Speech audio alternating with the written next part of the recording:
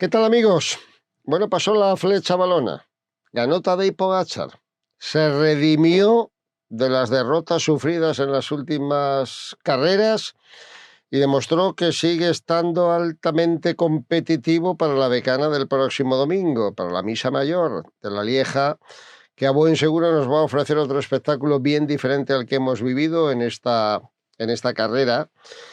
Esta flecha balona, que es una prueba de mucha historia, de mucha tradición desde los años 30, con un final siempre espectacular por esa subida al muro de Huy, pero que nos ha dejado, hombre, la satisfacción de ver a Pogačar aparentemente recuperado, el mismo Pogačar demoledor de tantísimas carreras, pero por otro la sensación de que estamos mal acostumbrados en esto del ciclismo. Estamos mal acostumbrados por parte de estos gallos, de estos actores principales, a darnos unos espectáculos formidables, a convertir en ciencia ficción cada una de las carreras, ¿no? Y lo de la flecha balona de hoy pues se ha resuelto como viene siendo más o menos habitual, cuando corredores con aquel punch de los Valverde, de los Alaphilippe, de los Gilbert conseguían imponer su potencia, su rush final en el muro de Huy.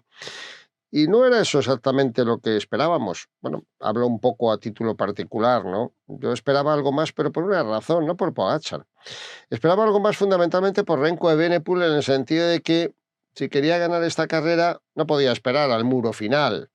Evenepoel es un corredor con unas condiciones fantásticas, un rodador excepcional que se ha ido adaptando a la alta montaña, que es capaz de acabar en un podio del Tour de Francia, pero que no tiene esa explosividad.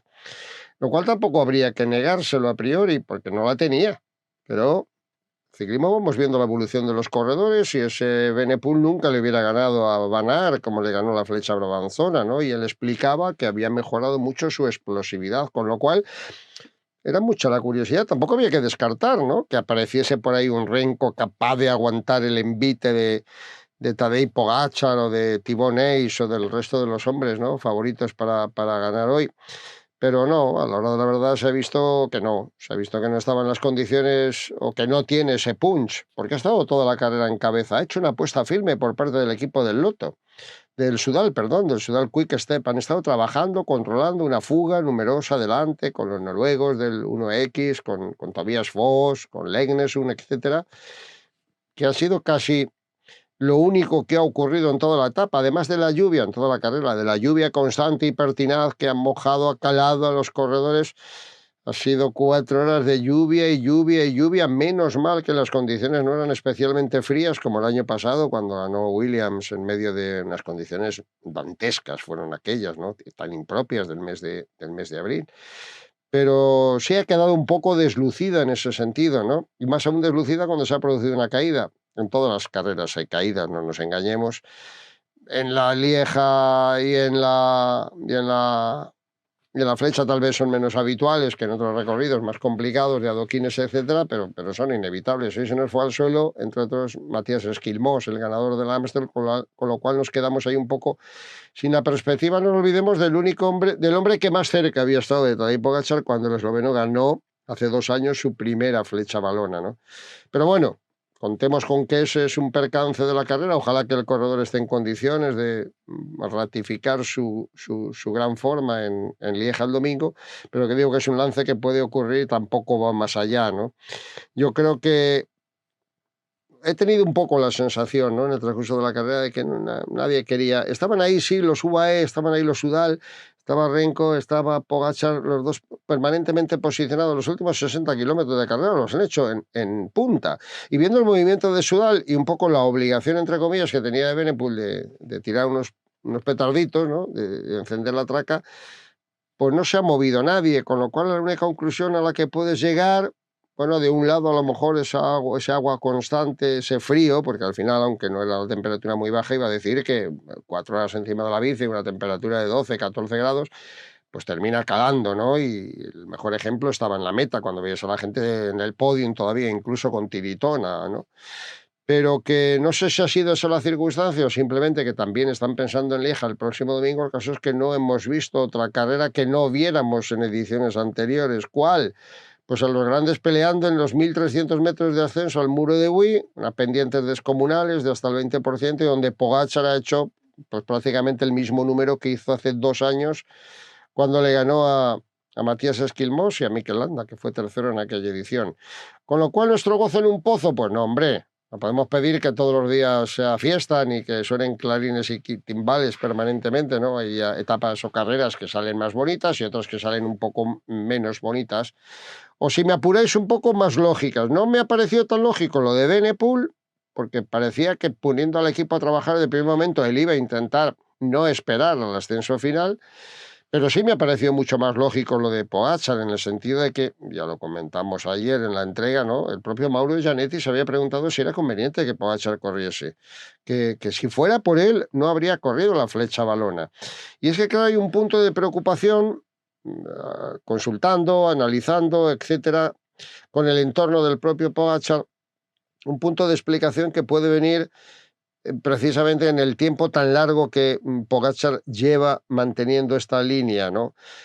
Lo comentábamos creo que también en alguna entrega anterior, bueno, no ha corrido tanto, claro que no ha corrido tanto, ha corrido las clásicas de Strade Bianche para acá y había corrido con anterioridad el Tour de UAE, pero ¿qué significa eso? Significa 2 meses con la máxima exigencia y en el pico de forma ideal, ¿no? Para estar compitiendo en Flandes, en Roubaix, en la Strada antes, en Milán-San Remo, en la Amstel, en todas las pruebas en las que ha competido. Entonces, claro, más allá de los kilómetros, más allá de que solo haya corrido X días, está el tiempo en el que estás en esa forma suprema durante 2 horas. Y claro, pues eso posiblemente pudiera explicar de alguna forma su pequeño bajón el otro día. Yo creo que más que bajón de Pogačar, lo que fue es un alto rendimiento de Benepool, pero bueno, que efectivamente ni le cazase a Pogačar el otro día después de la caída, que fuera cazado por Evenepoel en la Amstel, en fin, que no diera esa sensación de imbatible que había dado. Simplemente esa es la lectura, ¿no?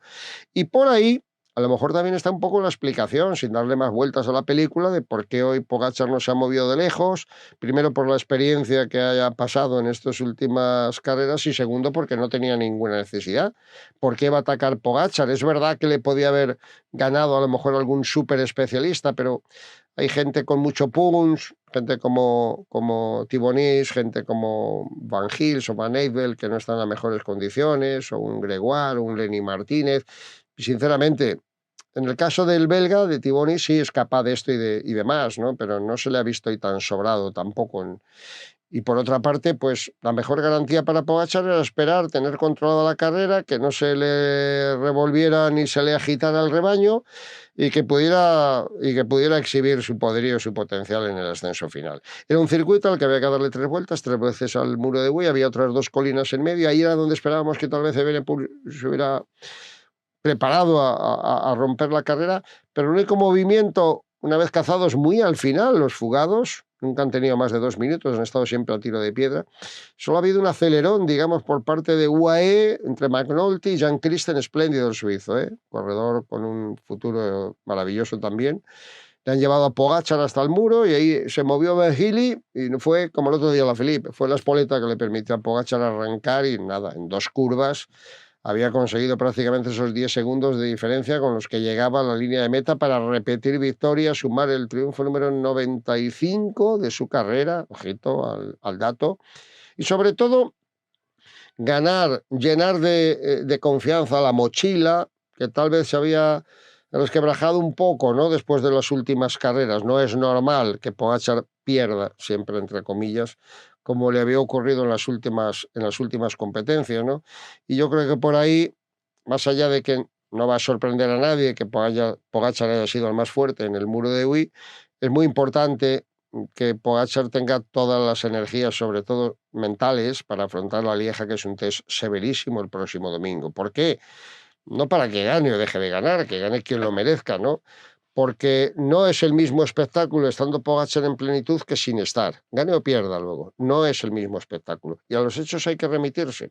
Hoy, como sabía que podía ganar en el muro final sin mayor movimiento, hoy, como sabía que probablemente tampoco tenía que hacer demasiados esfuerzos porque está acumulando muchos días de la forma en su punto más álgido, pues ha preferido correr con la inteligencia a la que no nos tiene tan acostumbrados porque siempre es un derroche y ganar pues como ganó hace 2 años, esperando el momento, arrancando, dejando a todos los rivales y consiguiendo una nueva victoria, que es la segunda en la Flecha Valona, que no es un monumento, pero no deja de ser una carrera que alumbra el palmarés de cualquier ciclista, incluso el propio palmarés de Tadej Pogačar, que le ganó a Kevin Bouquelin. Francés volvió a ser segundo otra vez. Tiene mérito, porque el año pasado pudo ser un poco las circunstancias especiales que condicionaron la carrera y que no había la participación de esta edición, pero este año lo ha hecho con un poderío fantástico, anteponiéndose a Tom Pidcock, que también tuvo un final bastante notable. Ahí tenéis la clasificación.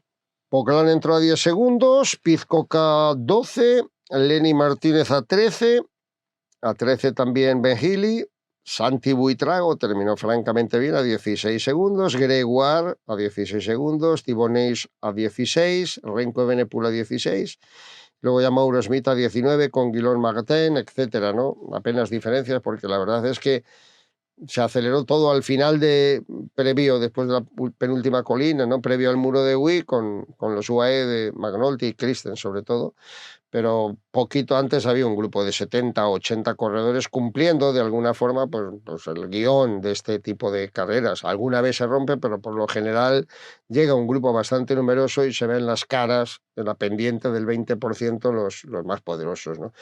No hemos visto a Henry Mas por ningún lado. Hemos visto a Fórmula, el mejor corredor del equipo Movistar, y a la hora de hacer un balance, aparte de lo de Santiago Buitrago, que está en su línea, pues Buitrago también tiene un final explosivo. Yo cuento con él para la Lieja, ¿eh? Es muy agradable haberlo visto hoy aquí, porque seguro que en la Lieja va a ser el protagonista. Pues hacer especial mención de Raúl García Pierna, no por el puesto terminado del 30, sino porque se le vio en cabeza del grupo en algunos momentos, y también de este joven Camprubí, del que hice referencia en su momento, corredor catalán del equipo del Q36, del equipo de Tom Pidcock, que van a estar en la Vuelta Ciclista de España el próximo mes de septiembre. Y bueno, pues nada más. No, seguro que Esquilmós, que creo que terminó la carrera, no habrá tenido ninguna lesión de gravedad. Ojalá que pueda estar en plenitud para la Lieja el domingo. Que Evenepoel habrá afilado el colmillo para en un terreno que le es más propicio plantarle cara a Pogačar, y que Pogačar, aunque sea al límite, estará deseando que llegue el domingo y tomarse unas vacaciones, aunque sea al límite de esos 2 meses de forma óptima, vuelva a ser el Pogačar que nos deleita en cada una de las carreras, independientemente de cuál sea el resultado. Gracias, amigos, por estar ahí. Mañana preparamos la previa de la Lieja, donde, por cierto, y también es una magnífica noticia, en principio, a la espera de la confirmación oficial, va a volver Carlos Rodríguez, el granadino que sufrió una fractura de clavícula en el Tour de los Emiratos. Va a tratar de renovar el título del Tour de Romandía, que ganó tan brillantemente el año pasado y que empieza el próximo martes 29, y en principio también va a estar en la Lieja el domingo, así que ya lo analizamos con calma. Gracias por acompañarnos, un placer siempre.